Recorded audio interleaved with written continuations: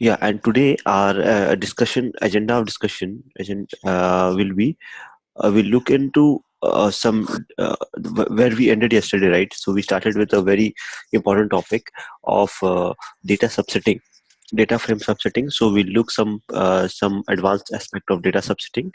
Okay, then we'll start with some basic visualization first. Basic visualization that will give you an idea like what type of visualization we work on. Okay, we'll see visualization, we'll see data subsetting. Okay, and and then you'll be able to completely work on that exercise which I have given you, chapter 2, because chapter 2 have some concept of visualization. That is the reason I like to cover visualization first, and then we'll start with data subsetting. Okay, and now if you have tried with whatever concepts which we have discussed yesterday, I've not sent the code, but if you have done it in yourself and you have some issues, you can raise it up. We can see. Okay. Now, in visualization, if we see visualization, so there are very traditional charts that we know. Okay, we all know, we have seen in our regular curriculum and in our courses. Okay, and one of the very frequently used charts is histogram. Okay, histogram, and then we come across line chart, right? Then we also see pie chart. Okay, and line chart is there, then that is almost like similar to a bar chart, right? What else? Is there anything missing?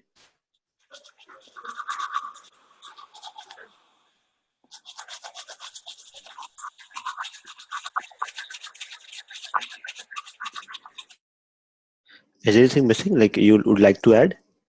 So all these charts, okay, oh, histogram, line chart, pie chart, bar chart, these are some, if you talk about the basic of it.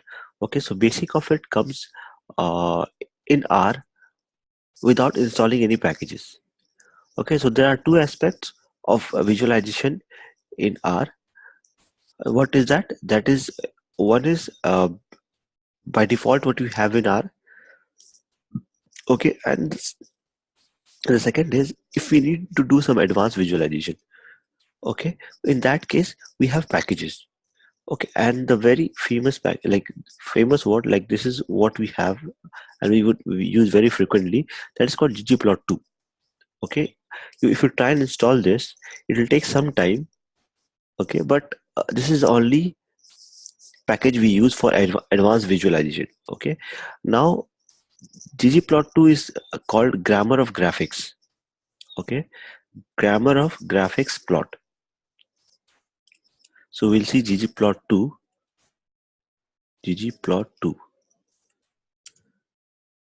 This is called grammar of graphics. Grammar of graphics.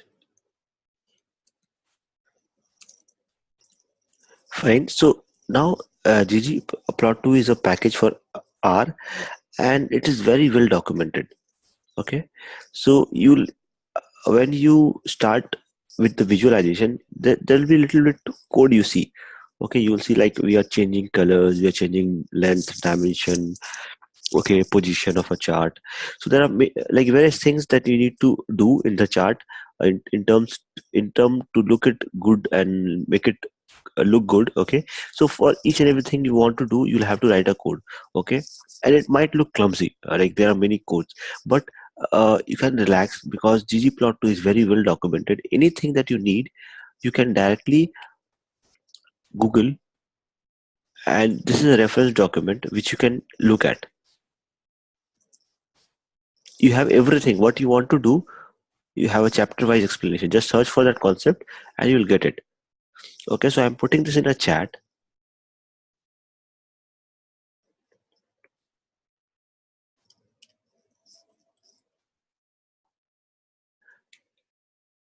So which CSV file you are referring to?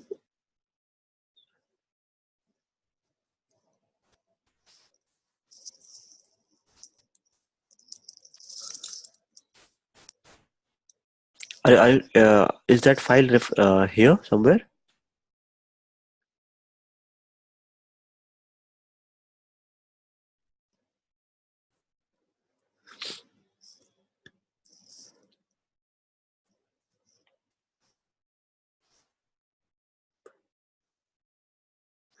Fine, we'll see. If there is a issue, we'll see.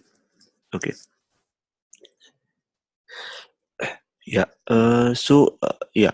So what I was saying is, you'll see once you see my ggplot2 is installed. Okay, and I basically will bring ggplot2 and use it. Okay, but we'll start with the basics now, guys. You are aware of this library ggplot2. It is installed now, ggplot2. I just need to bring that. I need to use this library in my session. So I'll just write library ggplot2. Okay, I'll bring that in session. So it is in my session now. Now have a look what and all ggplot2 provides. ggplot2 provides. Okay, now this is one way which you can generally use this to understand what is the package name, and what is the features it provides. So basically it will give you all the features that ggplot2 has. So see here, it has so many features. You can change the a curve, you can change the color, contour, color, density. Okay, geom is used as a prefix, geom, and what you want to do. So position, scale, stat summary. Stat summary we use a lot. Okay, so I'll tell you what we use very frequently. We use AES a lot. AES is for changing the position of a graph. Okay, then if you want to give a border to your graph. Okay, if you want to change the coordinate, equal coordinate and all, if you want to do Cartesian. Okay, if you want to do something with maps,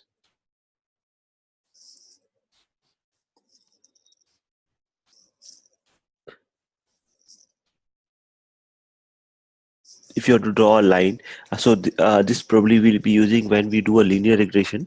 Okay, and we draw a model and we want to see what is the linear regression line. So abline we use a lot there. So likewise there are many. Okay, but since we'll have a very limited uses, so we'll be using it very less, not that advanced. Okay, fine. So let's move ahead and see some graphs. And like for this I'll not import any external data set. So we'll go and use the internal data set that we have, and using that we'll plot. So you all know how to pull out the data set. So required data set, again, just to give you a brief, required dataset will means it will all the datasets that is there default in R, it is pulling it in the session. So you remember this datasets that we did, whatever datasets it has. This is the way you can check. Okay, so dataset air passenger BJ. If I want to see what dataset I have, I will see iris. Okay, so I'll just use iris or iris 3, anyone, or air miles, whatever, and I want to see what it is. So just have a view of it. This is a very smart way to instead of going to different tab and looking the data sets, you can look it here itself. So it has only one row of data sets, so it's not useful for me. I'll close this. Let's check what else we have.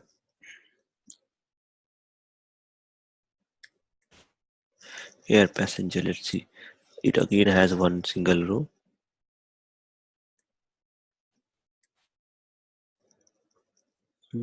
I'll take iris 3. Yeah, so we can do some plotting here. Let me see. Okay, so fine. So for plots, if you need any help, just use this plot. question mark. Okay, read it, and you'll get the what is it like P for points, L for lines. In the documents it is meant. I mean, okay. So I explain you this term. This is very frequently used.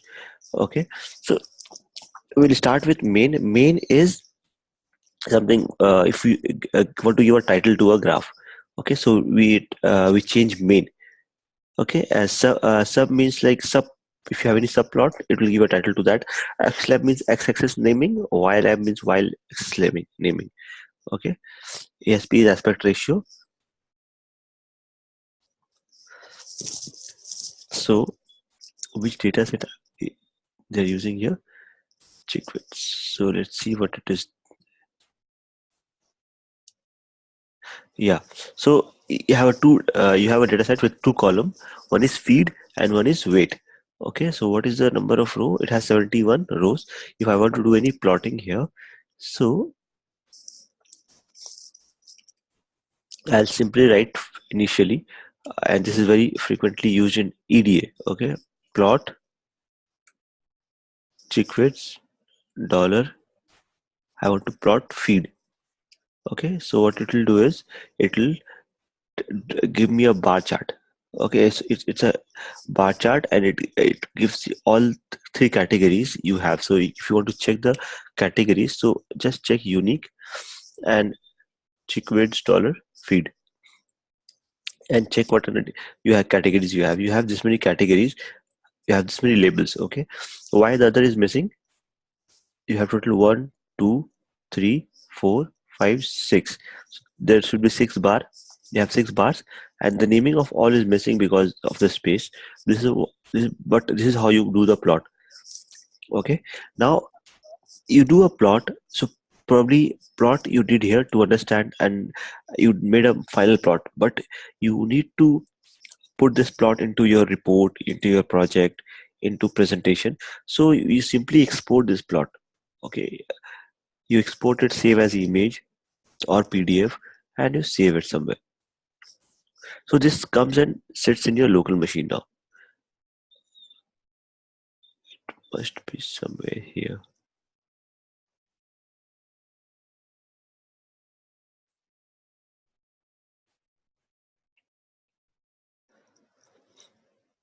Export it once again. So I'll change the directory to desktop. Okay, to make it easy. And you save it here. It should come and sit here. Yeah.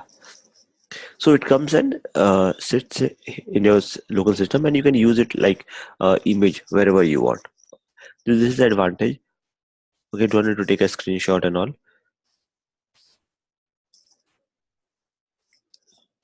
Fine. So let's see what else I have here. I just go one by one. So loading is done.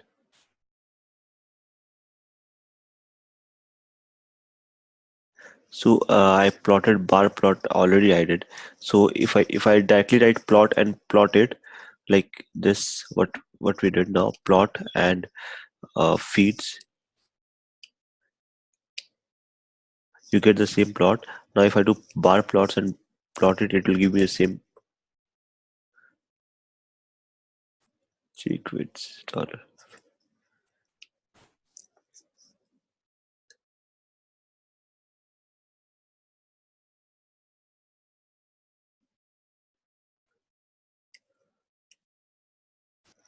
Okay.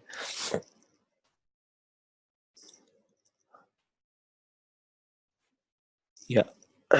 So here, before I take you through this plotting, I like to tell you what table is. There's one concept called table which you will be using a lot when you start with machine learning algorithms. Okay, so you machine learning algorithms, when you do the modeling, you need to evaluate the result. Okay, and in evaluation of the result, table matters a lot. So what it exactly does, it basically, if I see this is my data set, I'll watch my data set. Now in my data set, I have horse bean. Okay, then I have lean seed. Then I have sunflower and all. Like different categories I have, and the count I have.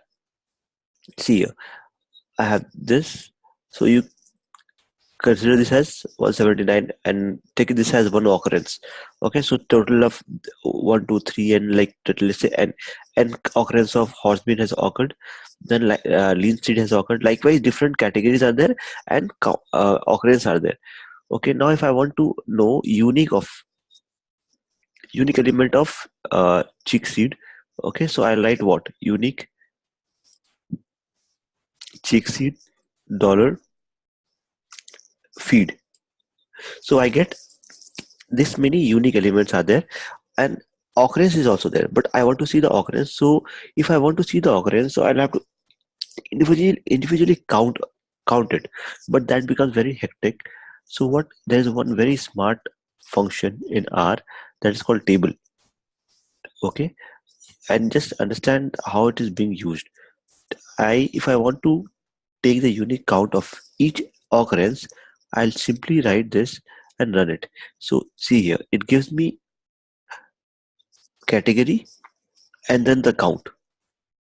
Okay, then again the category and the count. So this is basically very helpful, and we will use a lot in. So similarly, if like same thing is implemented here, I'll use table. I'm using table chick weights and feed. So I'm taking the count of it in a new variable and I'll plot this. Okay,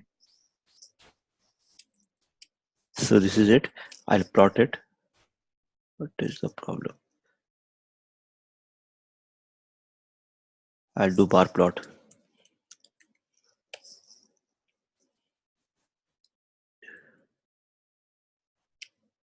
Yeah. So now instead of doing it directly, I've taken the count and I've plotted it. Okay, now if I do a histogram, just see histogram is possible or not. Histogram, we write it via hist, and then give it with feeds. Since it is not continuous, histogram will come little distorted. So this is a histogram. Okay, now check if line graph is possible or not.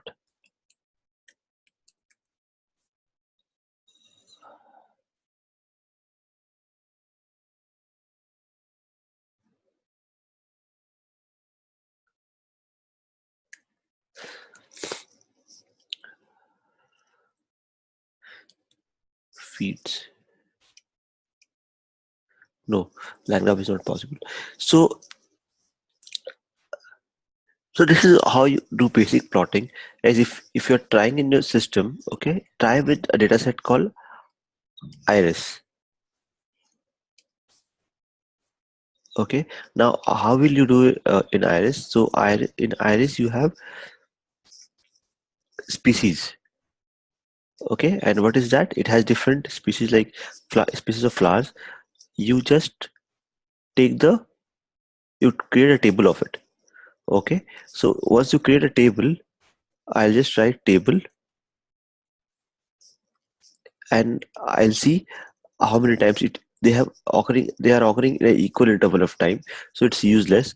You'll get a straight graph, but still, like, since we have SPC,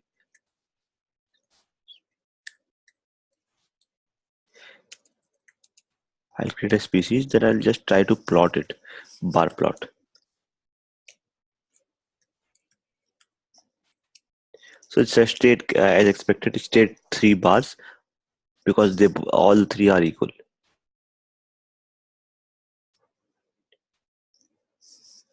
So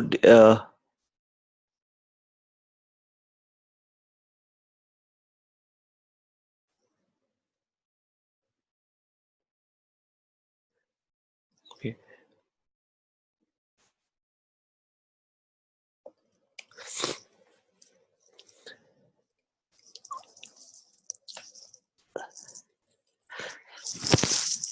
so data set is coming from the default data set that we have. Okay, so I'm using the default data set. So and that is the reason I just wrote require and then data set. You remember? So this means, like, I'm trying to access the default dataset in my session, like in my current R session.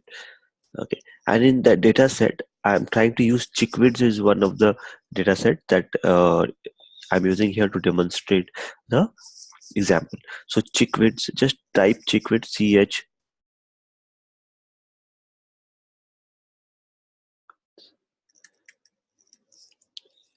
dataset and then type chickweeds. See here, chickweeds. Okay, and check it what it is. So you'll get the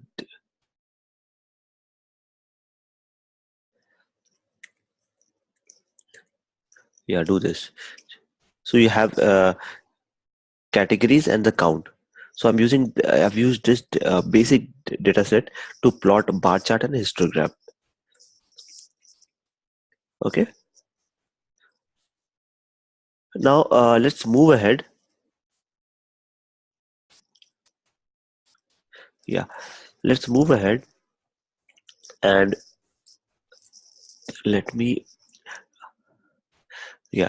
So let's move ahead and show you this customized part. Okay, like which is very,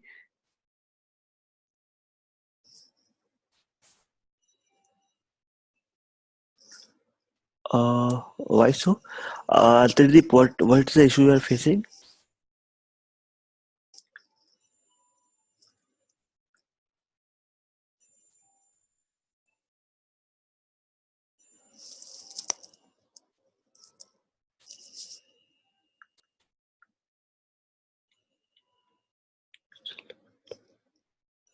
No. So see here, uh, simple.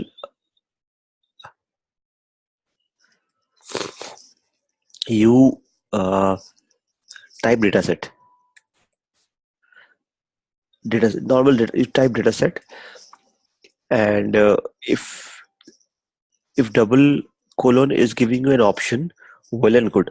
Okay, try and search for chick which here the first option you are getting. Okay, if double colon is working for you, if it is not working, no issues, just type datasets. Okay, and type view. It will navigate to a new remove view. 1 minute. Cool.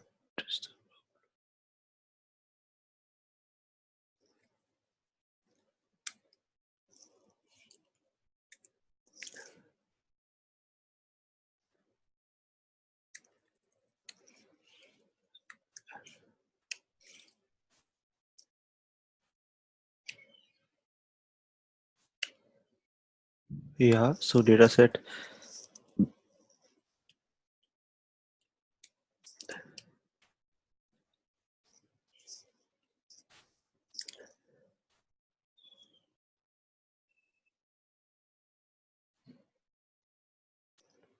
Okay, now you are able to view it, but it's a problem for me. No issues. So it works in the same way. Dataset and give double colon and just find the data you are looking for. Okay. Now I'll take you through.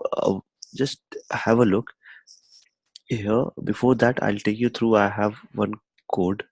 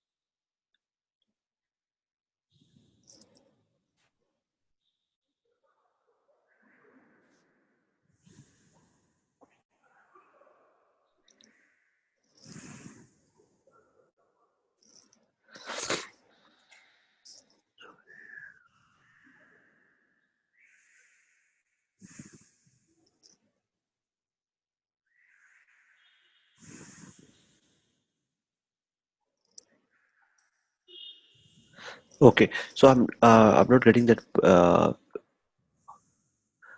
code where I have a visualization, detailed visualization. Wait, let me search for it. Okay, I'll get back to you. So for now, let's move on, and we'll go to the second part. Okay, so here again they are using chickweeds. Here, so there are some codes that is written and that is being used for customizing. Okay, so uh, it's a very absurd, like what they are doing here. So horizontal is equal to true.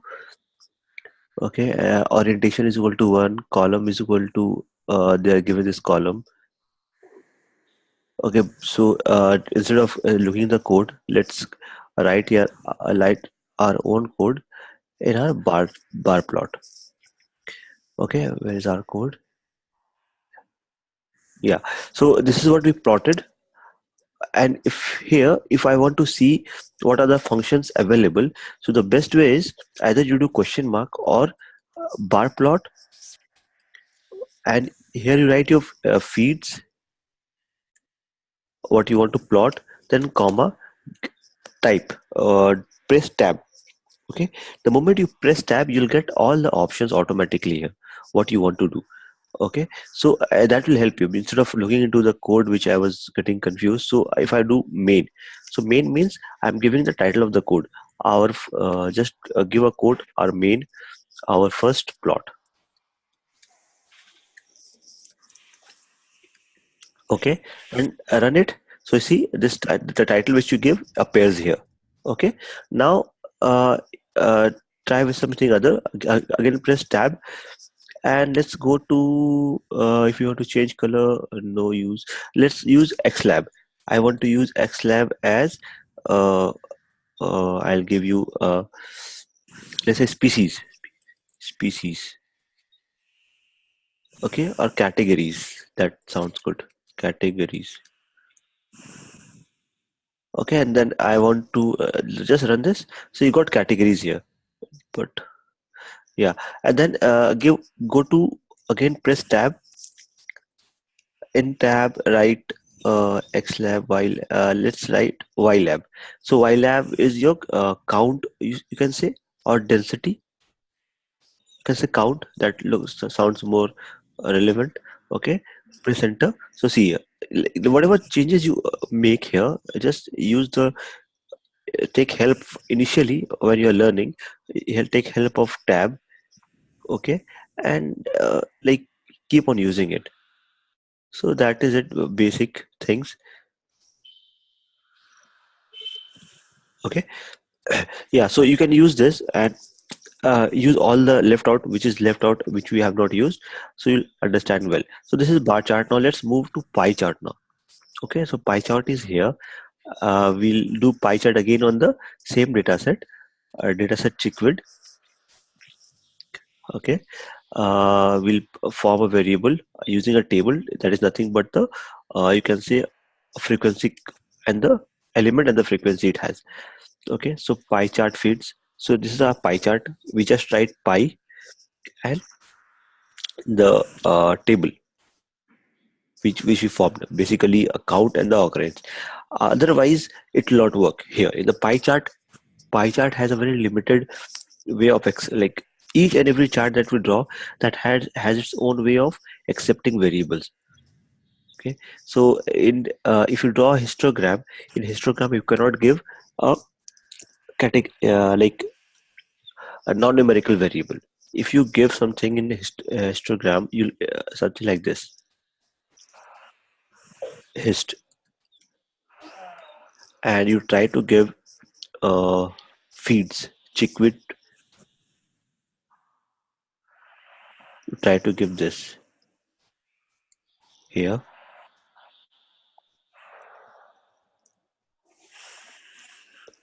Okay, so we all know that this is uh, all this is categories. If you give this, so this might raise error. Okay, so what it says is x must be numeric, so the input to the histogram must be numeric. Okay, so same comes, so each and every graph has its property. Okay, and if you're giving something wrong as input, so they'll point you out, so you will have to give likewise. So similarly, pie chart has only numeric input, histogram has a numeric input. Okay, you can give it. Fine. Now, once we give the input, we got this pie chart. There are some certain changes or modification which you can do in pie chart as we did in bar chart. So what here I'm doing, initial angle is equal to 90 degree. It starts as 12 o'clock instead of 3. Okay, so if it starts from here initially, I want it to start from here. So it change the angle. That is it.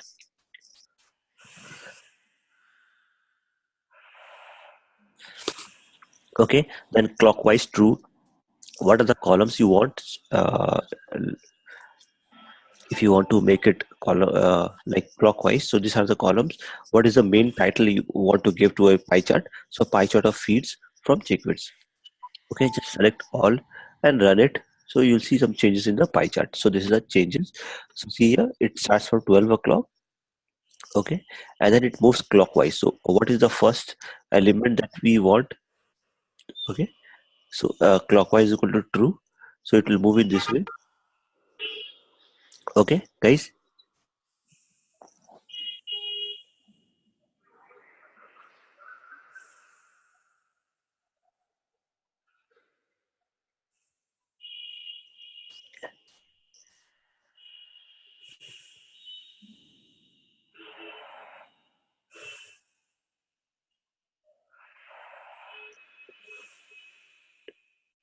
Yeah, so yeah, let's look again.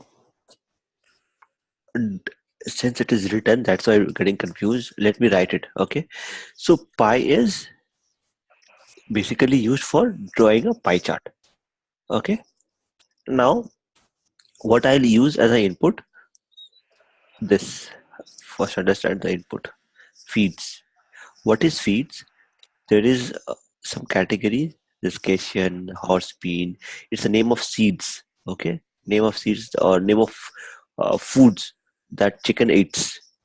Okay, and meat meal, soya bean, sunflower, and frequency of it. This is frequency. It has 10 occurrence, it has 12 occurrence, 10 occurrence, 12 something. It's the frequency normal. Okay. So instead of seeing it in a tabular format, I want to see it in a uh, like chart. So bar chart we have already seen. Now I want to see it in a pie chart. So I'll simply do pie and I'll write feeds. Okay, so it will give me a pie chart. This is your basic pie chart, and this works very well. Okay, it serves the same purpose. But just to make you understand the basic features of coding, okay, I'll what I'll do is I'll just modify some bits and pieces of it. Okay, what I'm modifying, first I'm trying to order it. Okay, I'll order it like in some decreasing or increasing order. Let's say I want to see the one which is minimum. I want to see horse bin first because it is minimum. Okay, or if you want to see the one which is maximum, soybean first, so that is also true. Okay, you can do anything. So just about ordering. Okay, so feeds, what I'll do, I write order. Okay, then I want to order on feeds. Okay, and what I want to do, decreasing or increasing is equal to true, decreasing is equal to true, whatever you want to do. Decrease.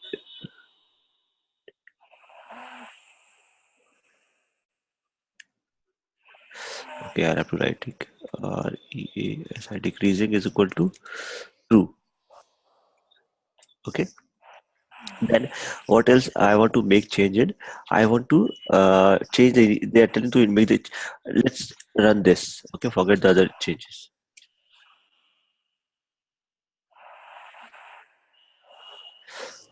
Decreasing is equal to 2 does not.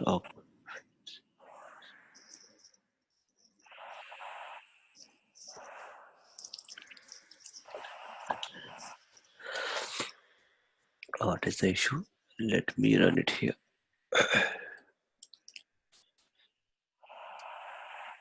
Yeah, so it worked here. Why it worked here? Orders. Okay, sorry. So guys, see, I did one mistake here. What I did is it's it's order, not orders. Okay.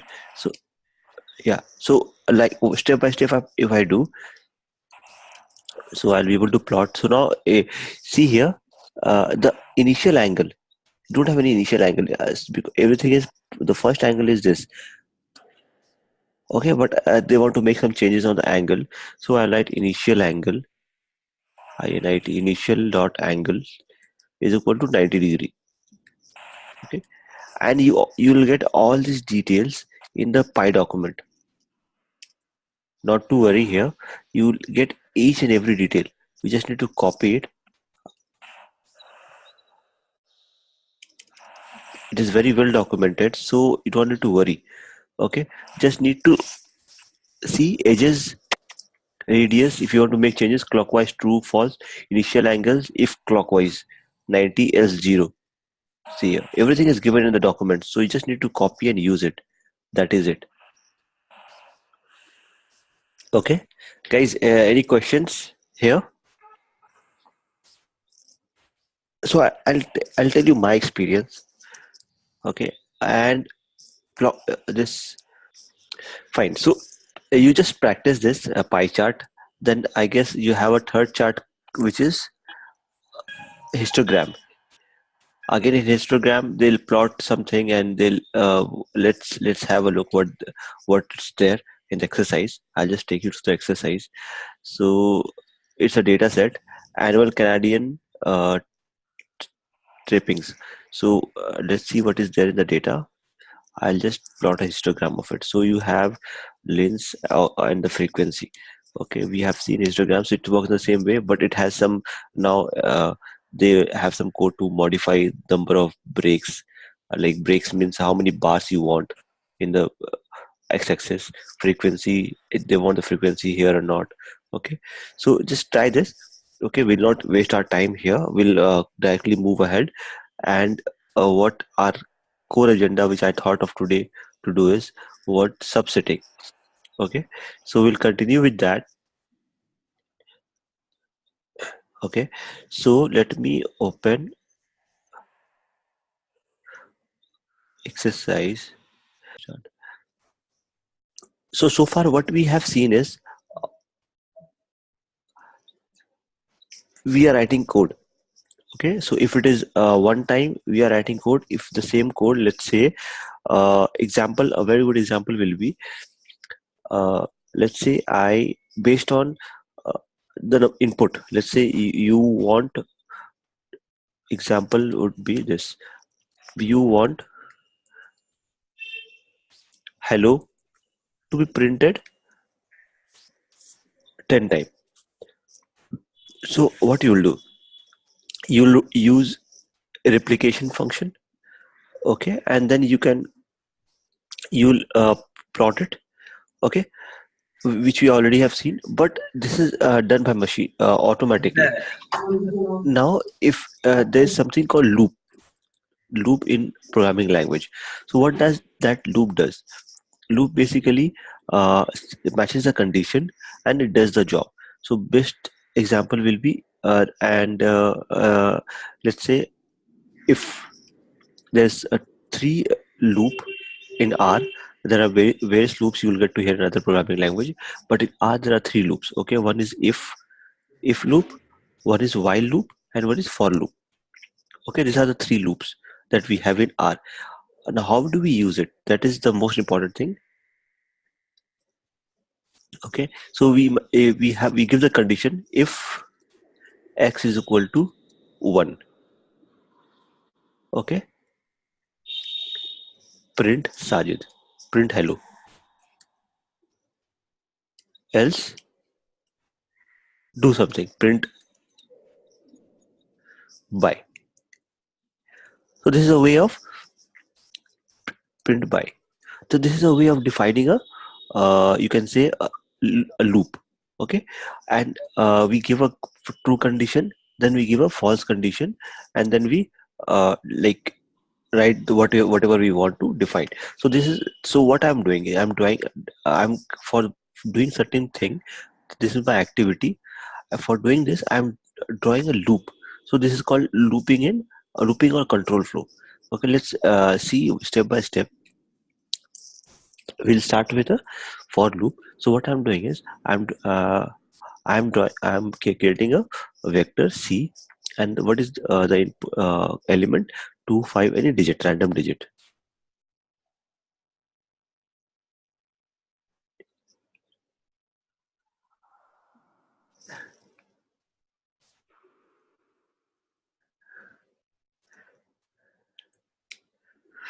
Okay, so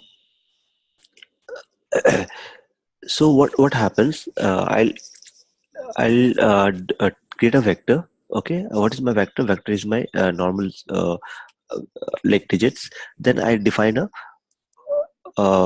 count. Okay, count, like this is a normal variable. I can define. I can define x, y, count, anything. So what is my idea? I need to check if this variable, if this digit, basically, if this digit is a even number or not. Okay, if the digit is an even number or not. Now, since this is very small, like it's hardly 6 to 8 elements, so you can manually see and you can tell, yeah, this is even. First element is even, second element is not even, third element is not even, fourth element is again not even, fifth is even, sixth is not even, and seventh is even. So you can see. But if I want to do it in terms of like coding, if I want to write a code, and that code will tell me, yeah, this is an even number or not. Okay, so in that case, you'll have to loop through each element. First you'll have to check this element, give the answer. Then second you'll have to check this element, then give the answer, and likewise you'll have to go on. Okay, and since you need to check each element, this is called looping. Okay, you are looping on each element. So let's see how it works. Okay, we need to write for. Okay, and for any details, again, take help from R. Okay, as I said you. So let's start. For what is your initialization is my count is equal to, I initialize something, count is equal to 0. I already did. Okay, now this, you write this is a fixed thing. This does not change. Val in x. What I'm trying to do is, this is a random dynamic variable which will be created by for loop. Okay, it will check this value in x, that means here. Okay, then give up curly braces. If val, that means the value which it picks, divided by, divide symbol is this double percentage, by 2 is equal to 0. Okay, so it will give you print even. Print, this is a even number. Okay, this is how I write.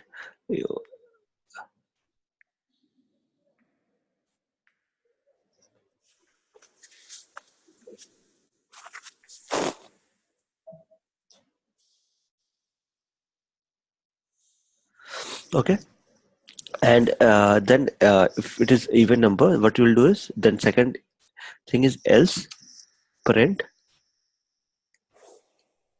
not even number, not a even number, or you can exit from here, not a even number. Fine. Now let's run this. Okay, and I'll explain you each and every line now. See here. Now read the output and try to match it with the vector, what it is doing. So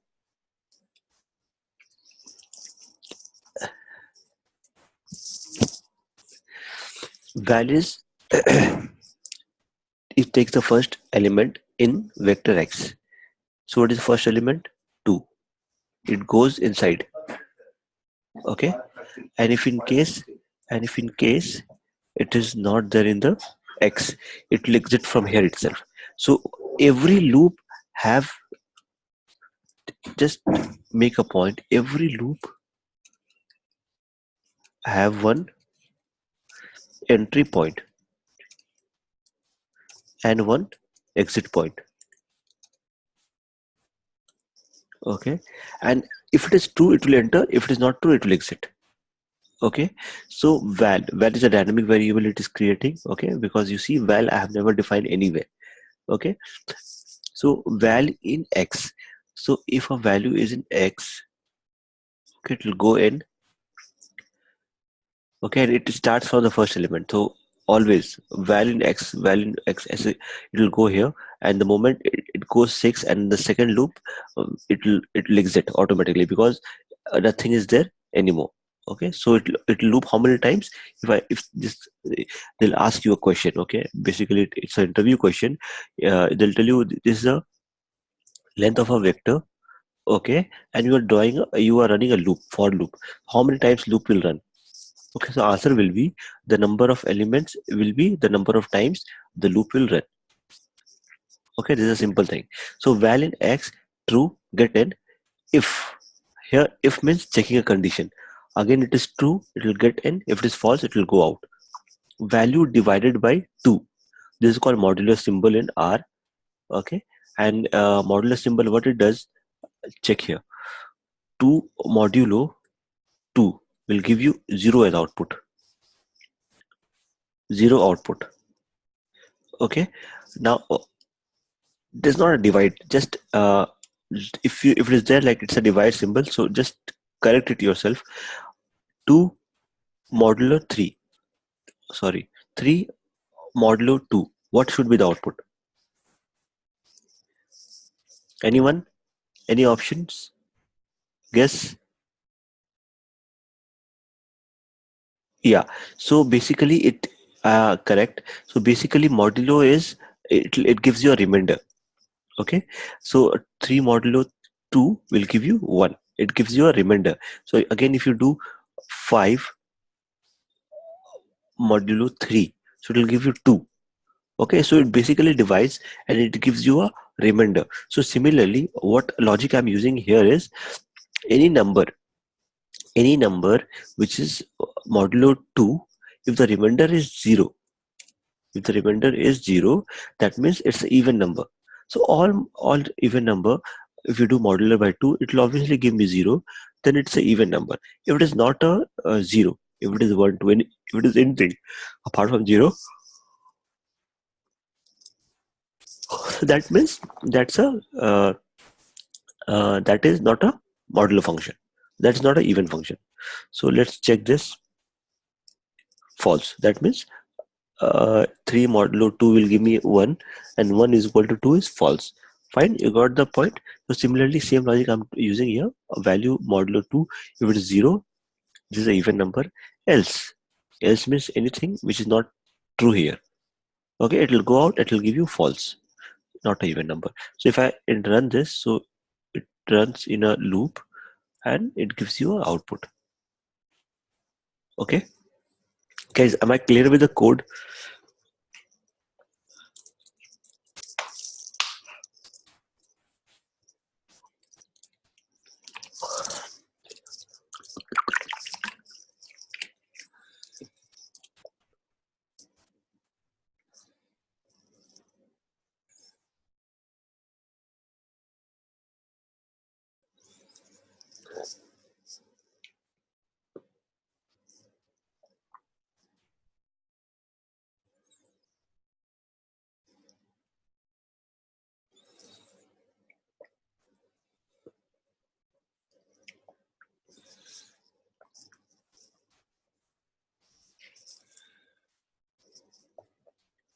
Yeah.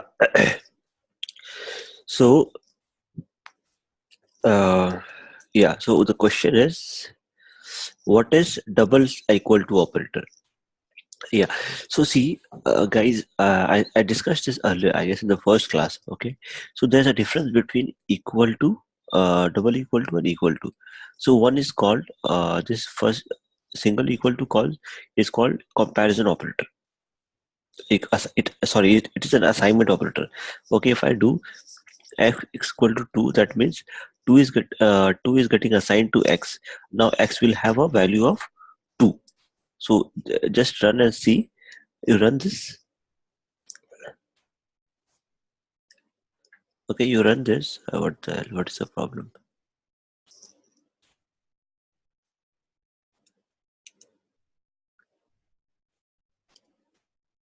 Okay, so after you run this, you get a, and then you see what is x. So x is 2. Okay, that means 2 is getting assigned to x. But double equal to comp is a comparison operator. Now if you do x equal to 1, so when you already know x is equal to 2, then it will give you false.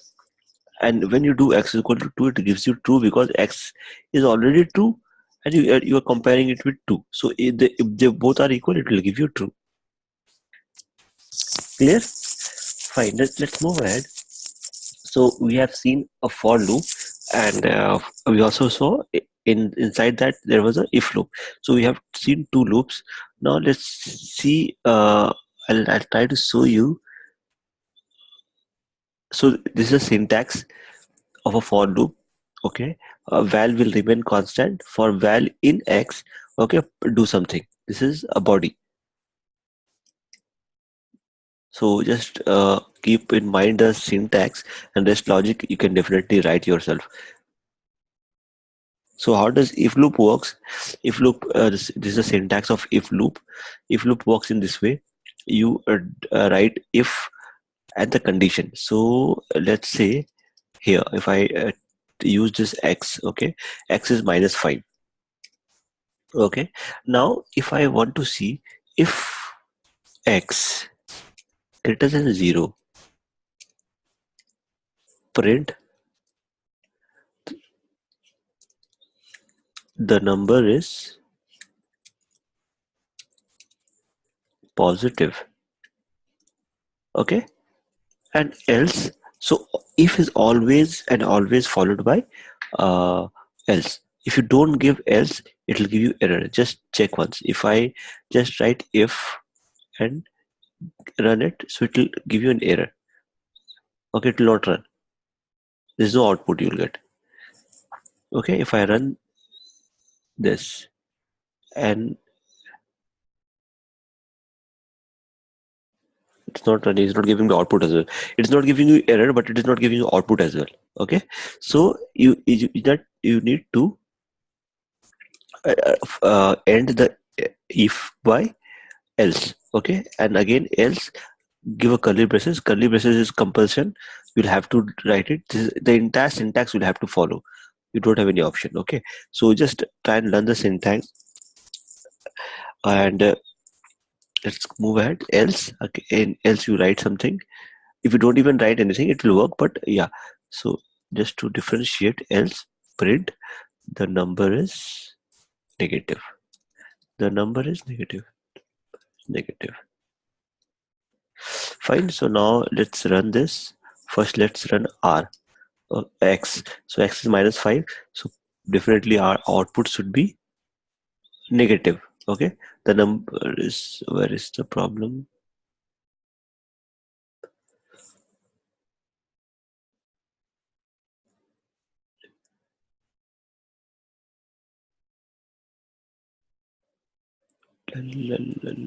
What is the problem?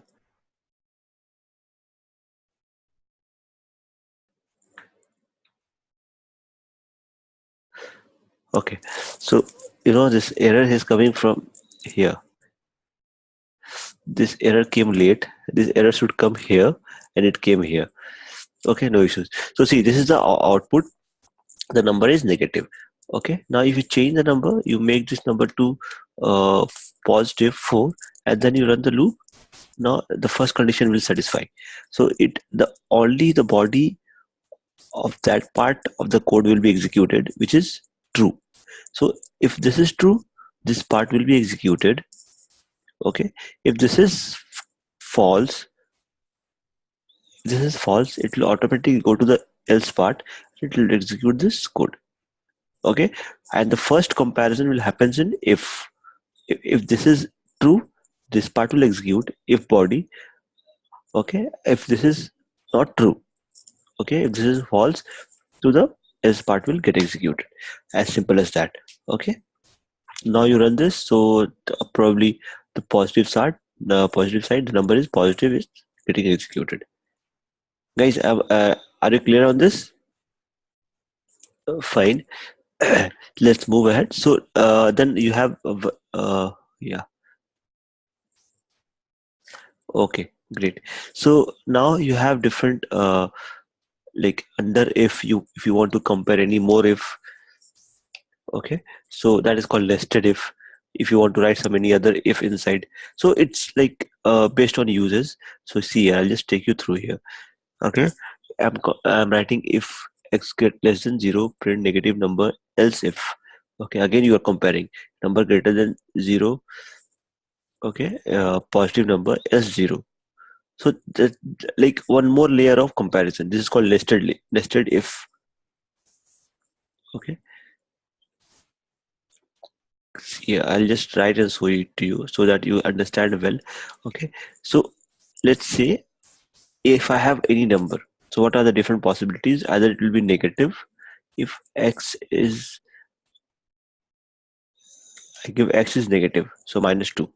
Okay, now what is the other possibility? X is +2, positive. What is the third possibility? X is nothing but 0. Okay, this can be the only three possibility, right? Nothing more. Negative, positive, and 0. Here the example which we have seen, only two part of the number is getting handled. Either number is positive or negative. Okay, correct, guys. Now if there are two ways, if I want to either I can use nested if, okay, to make it like it so that it can handle all the three number, or I'll have to do one small change. If a number is greater than equal to 0.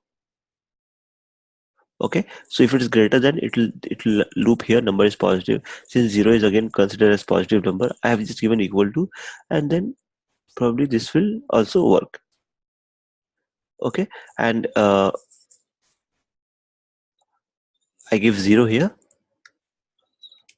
and run it. So again number is positive. So all the three situation is getting handled here. Correct. But if someone asks, write a nested if, so it's a simple way. There's no rocket science in it. Here you just add if is there, and if you try to add one more condition, so we write it like else if. Okay, else if number is equal to, or x is equal to 0, then just print something. Print uh, the number is 0. Okay, number is 0 or something. If the number is negative, this will get printed. If number is 0, this will get printed. If number is, sorry, if number is non-negative, that means number is positive, this will get printed. If number is 0, this will get printed. If number is negative, this will get printed. That is it. Correct. So try and run this.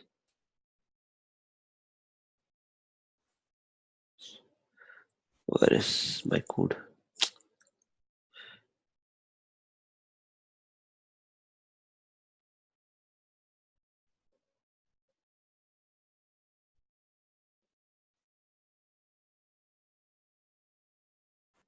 What is expected?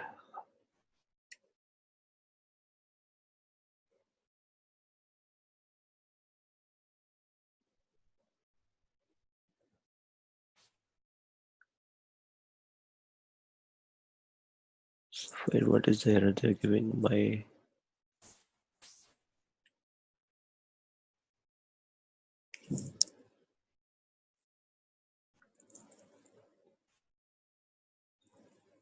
Okay, so it ran successfully. Negative number. Okay, it already took x is equal to negative, which we declared earlier. No issues. So now let me declare x equal to 0, and our output should be number is 0.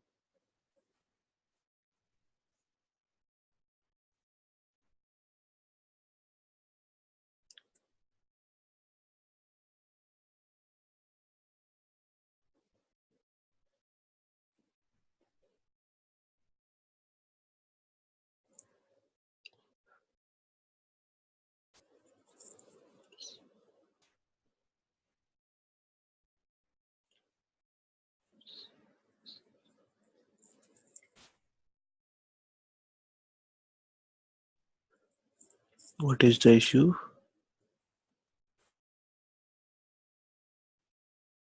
Wait, let me check with this, the existing one. Let me first clear the console. Okay, that is creating confusion. Control L, run this. Yeah. So if I change the number from x equal to 0 to x equal to 2, okay, and run it, and then run the loop. So number is positive number. Okay. So take this example. There's some yeah. So x less than 0, positive, else if greater than 0, positive, negative, positive, and 0. So this is called nested. This particular thing, whenever we write else if, so it is considered as a nested loop. Okay. So now nested loop, nested else if. Okay. So this two loop which we have seen, this covers everything. Okay, in R. Okay, unlike any other programming language where you have many other loops, okay, and complicated loops, but since we don't use loop a lot, we use loop only when use vector and do some comparison with other vector. Okay, so that is one of the use case. So if and for if and for is more than sufficient for us, okay, for our learning. Okay, so we can check this now. Subsetting in data frame, what we have seen, okay, what we discussed yesterday was subsetting in data frame that we can do without using any packages. Okay, then I told you that we have other packages, and predominantly the one which we use is plier and dplyr a lot. Okay, because they are very good in terms of in analytical perspective, it is too good. Okay, so that is one part, and there are, with the passage of days, R is becoming very smarter. Without everything is there coming in this inbuilt feature only. Okay, so we'll see another inbuilt some inbuilt features of subsetting in R now. Okay, where we'll do some comparison and all to filter out the data set. So for our discussion on subsetting today, we'll use iris dataset. You know it, this is very famous in terms of to all learners. Okay, they know all the data set. Iris is very famous. Okay, and we'll see it. So let's take a 5 minutes of break. Okay, we'll join in by 6:15 probably. Okay, guys. So this subsetting. Okay, before we move to subsetting, I'll just like to take you through a few concepts. Okay, you know what is relational operator, right? Relational operator. So what is relational operators? Example is and. Okay, or equal to we have already seen. So this and or is an example of relational operator. They means they do some. If I want to compare two variables, I want to do some operation between two variables. So we use a lot and or. Okay, so just a R symbol in R, and is represented by double ampersand. Okay, single ampersand as well. Okay, or is represented by a pipe. Okay, now comparison operator is represented by double equal to. So these are the three symbols that you'll come across when we are doing subsetting a lot. Okay, ampersand, or, and assignment operator, comparison operator. Okay, these three are the symbols. Now let's move ahead. Now take an example uh, of a data frame, like subsetting. Now we'll see iris. Okay, iris is a data frame. Let's say x, a variable I'm creating x, where I want to filter out all the iris. Let's view the iris.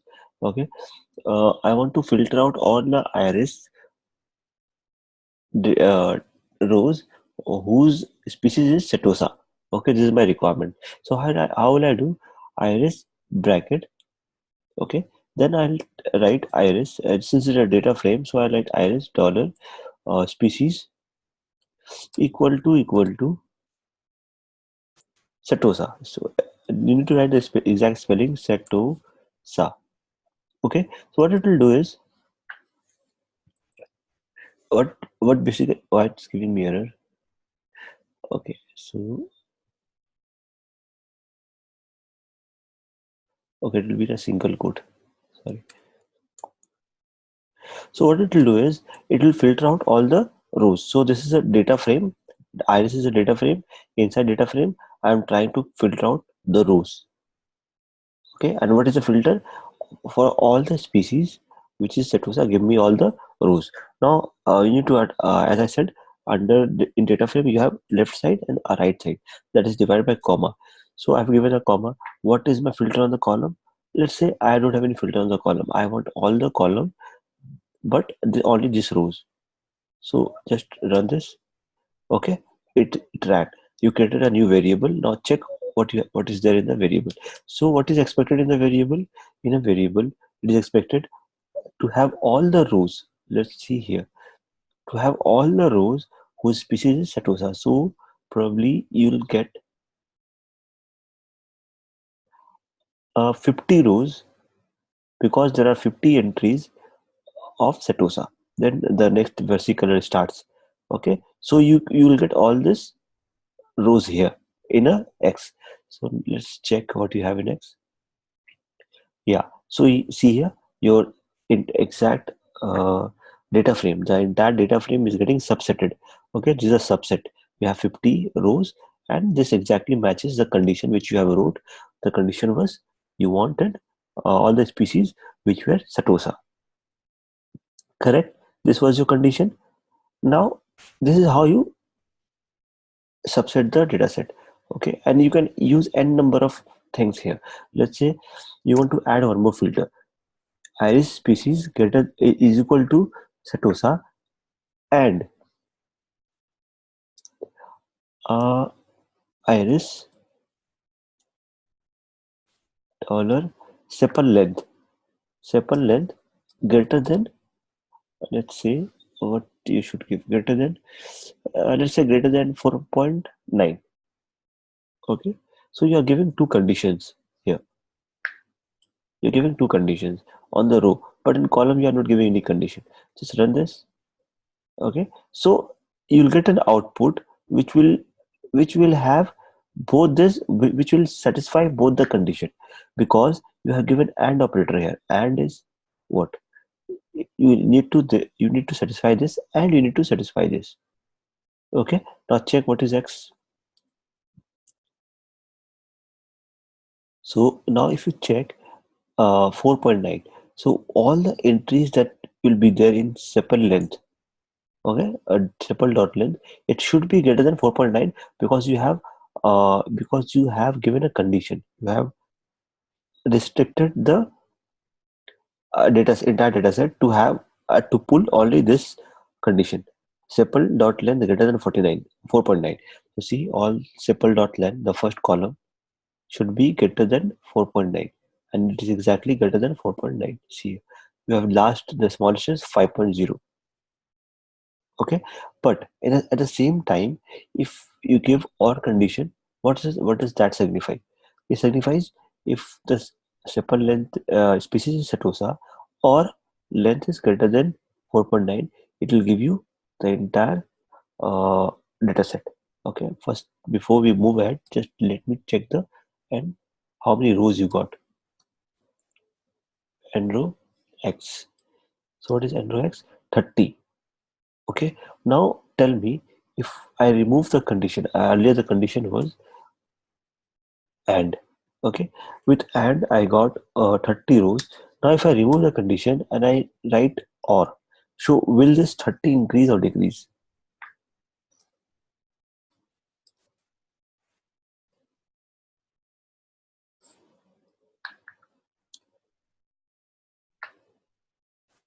Guys, I need answer.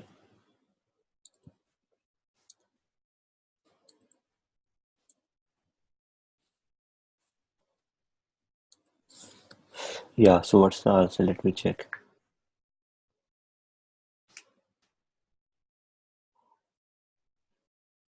Correct. So it will, yeah, it will increase, right? Because and is trying to match both the condition. But if I'm trying to write or, it is trying to match any one of the condition. Okay, definitely it will increase. Okay, now if I take the count of n row of y, so it is 148. Okay, so now probably what you'll see species which is Satosa. Okay, and you will see a species which is not Satosa, but it is still there because the second condition is satisfying there, getting satisfied there. Okay, now check it.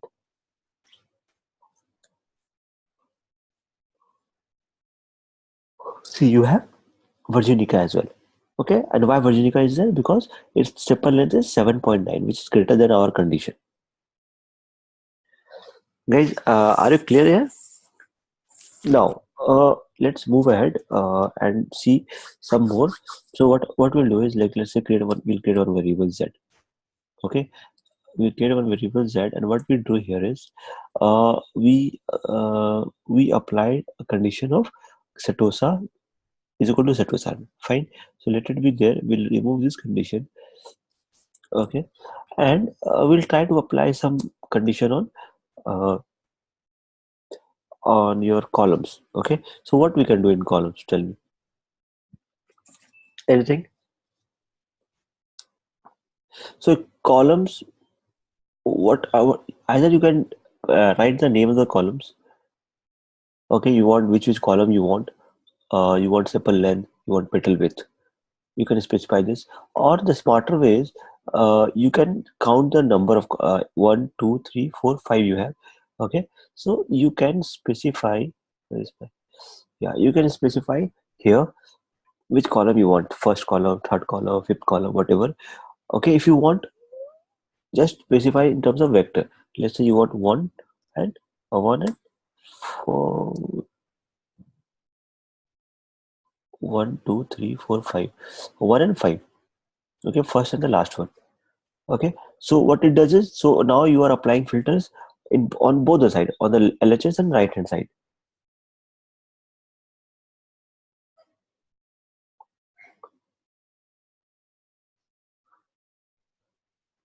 Yeah, comma is after 4.5, 4.9, because see here, yesterday, if you remember, what we discussed, there's a data frame. Okay, there's a data frame, and in data frame is represented by third bracket, a square bracket. You give a square bracket. Okay, data frame is what? Data frame is a combination of rows and columns. Okay, it's a tabular format. It's a combination of rows and columns. So you give a comma to separate row and column. That is it. Okay, so now here, if you see, iris is a data frame. Iris is a data frame. So the entire logic which I have written here, this is a filter logic. Okay, so this will all this filter logic, both the filter logic will be implemented on the row side. Okay, but I have nothing. I've given nothing. I've left blank on the right side. Okay, so that means on the right side I'm not applying any filter. I'll get all the columns. But here, see, I have applied. I have written something on the right side as well. That means I'm trying to filter columns as well. Okay, there is one filter condition on the left side. Okay, where iris species is equal to Satosa, and the right side I'm trying to fetch only the first and the fifth column. Okay, let's run this and see what is there in Z. So see, what I have. I have the first. This condition is satisfied. Is Satosa. I'll get only Satosa entry. Okay, but I'll get only two columns. First column and the fifth column. Guys, are you clear here?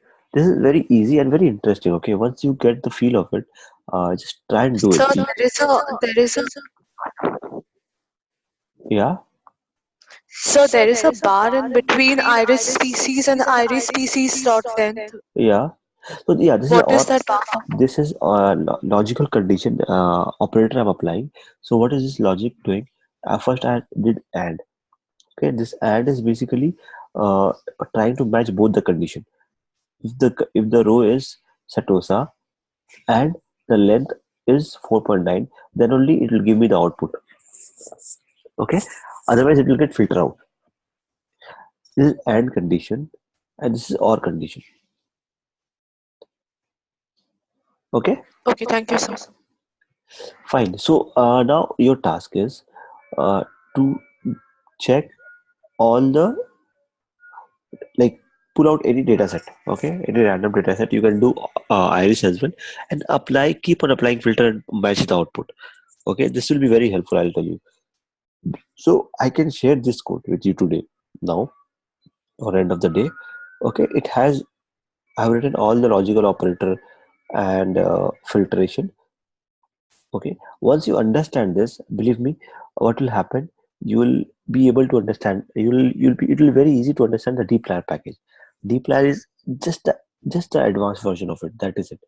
There are few limitations here, okay, which will not you will not be able to use this in a very big data set. Okay, it will be very slow. Okay, so all this limitation will be covered and handled in the dplyr package. Okay, so now one more thing you can look here before we wrap up.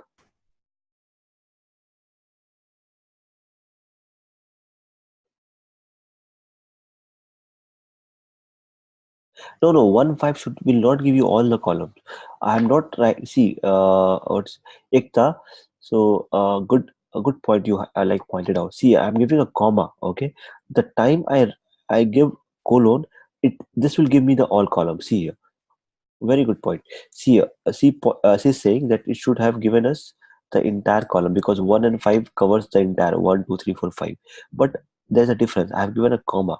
Okay, the moment I give colon, okay, so it will give me the entire column. See here, it will give me the entire column because a colon means it will start from 1, it will end till 5, but comma means it will take only 1 and 5. Okay guys, so don't get confused here. Okay, this is very right point she pointed out. Now that's one last thing. Okay, so let's say I want to I use, there's one more operator which I missed here. Okay, that is called in operator. Okay, and that is used like this way, in. So this means anything which is in that. Okay, it will check in operator. So let's see. I created one variable z. Okay, and in that variable I write iris, and I write like this: iris. Sorry, turn bracket. Iris species. I want to check two species. Okay, so in that case I'll not write iris species uh, is equal to setosa, or iris species is equal. That will be a wrong logic. Okay, it will fail. So I'll write iris species in in. So what does that? What this will do is it will check for species, uh, and it will give you it will check if you have given two. It will check for both the species and will give you the output. It's just like this. Here, if you see, yeah, you give iris species. I'll just copy this.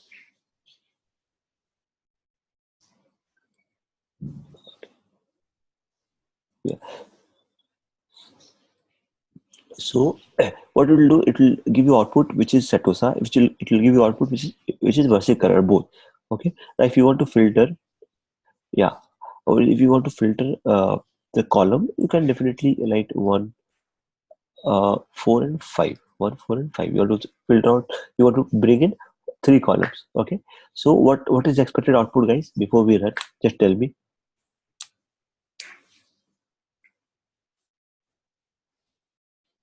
The output will be all the So it rows. will be Yeah. Yeah. Continue. so it will give us the first, fourth, and fifth column for Setos and vesicolor. Yeah, but it will give you all the rows. It will give you all the rows which satisfy this condition of setosa and versicolor, and first, fourth, and fifth column. Correct. So let's check here. Print. Sorry. Yeah, just take it. So you get first, fourth, and fifth column.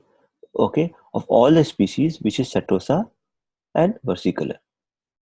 Clear, guys? So this is cover all the basics. You can apply all the conditions which I have seen, greater than, okay, which we have already seen, equal to, assignments, or, and it covers everything here.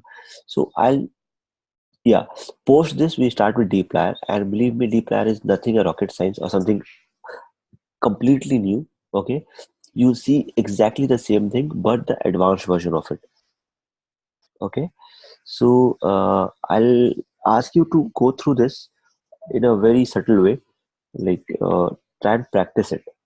Okay, practice it, and try and get satisfied with the result. If you are fine with the result, it's okay, and then we can start with the D plan, the next session. Okay, and I'll share some more codes today at the end of the day and the recording sessions.